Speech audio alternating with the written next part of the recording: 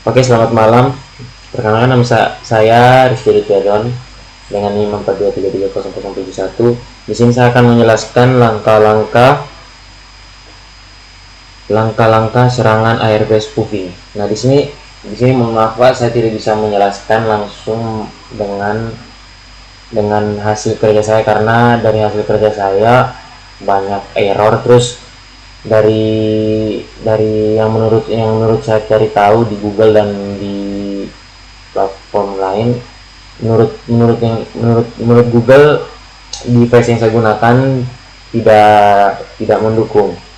Nah, di sini mohon maaf sekali lagi sebelumnya Pak, saya hanya menjelaskan melalui penjelasan lewat suara saja Pak.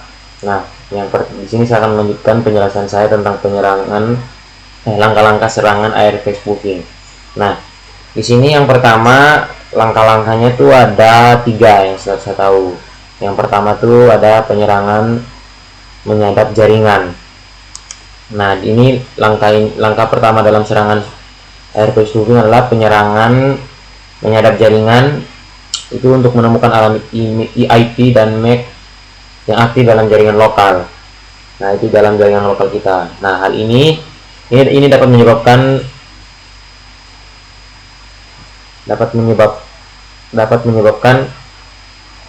dampak yang itu ada 2. Pertama, penyerangan bisa mendapatkan daftar perangkat yang aktif di jaringan. Yang kedua, penyerang bisa mengetahui alamat IP dan alamat MAC target seperti perangkat atau pengguna atau router. Nah, dia bisa mengganggu sistem alamat IP yang kita gunakan di laptop atau Mac kita masing-masing. Nah, yang ada lagi kedua, memalsukan tabel ARP. Nah, ini nih, setelah dia mendapatkan IP kita sebelumnya yang aktif, dia akan menyerang dengan mengirim paket ARP ke jaringan yang berisi informasi palsu dan mengasosiasikan alamat MAC. Nah, mereka dengan alamat IP yang sah, misalnya IP router atau perangkat jaringan lainnya.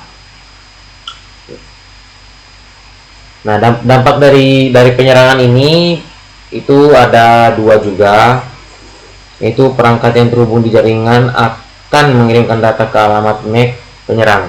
Nah, bukan ke perangkat yang seharusnya, misalnya ke router. Dan jadi dia tuh kayak mengirim pesan victim yang seolah-olah bahwa itu pesan yang sah dan pesan yang sudah dipastikan untuk bisa dikonfirmasi selanjutnya. Nah, yang kedua tuh ada tabel ARP di perangkat yang diserang akan berisi entry yang salah, yang memungkinkan penyerang untuk mengalihkan lalu lintas.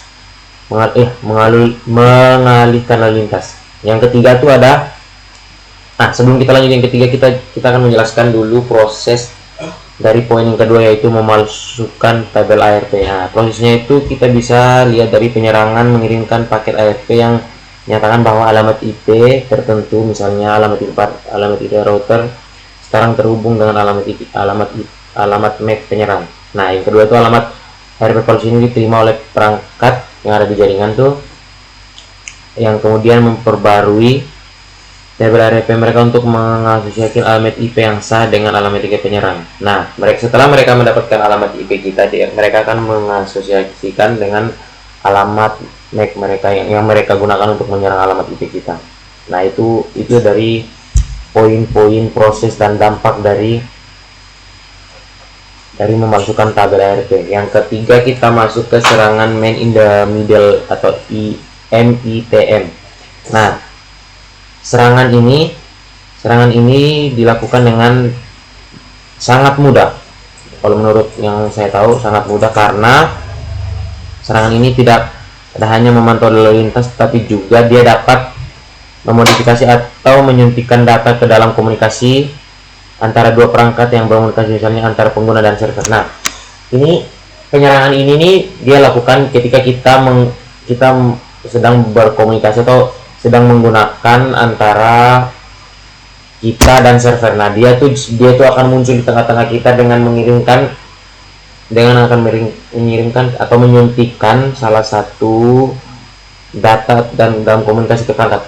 Dia tuh mengirim data ke dalam komunikasi kita antara kita sebagai pengguna sendiri dan server.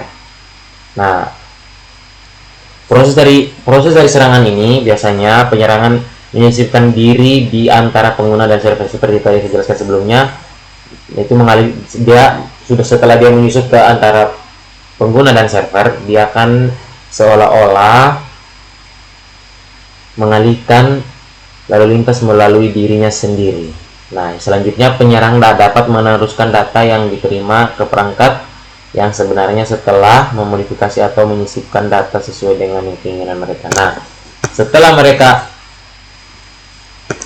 mereka mendapatkan data yang mereka inginkan, mereka akan bisa dengan senang hati merubah ataupun mengganggu perangkat kita dan server yang kita gunakan saat itu juga.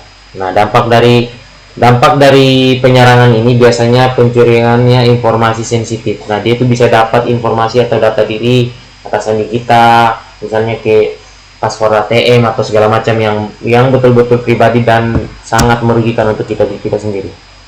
Nah, selanjutnya mungkin itu saja penjelasan saya tentang langkah-langkah serangan ARP spoofing. Sekian dan terima kasih untuk video pertama. Selamat malam.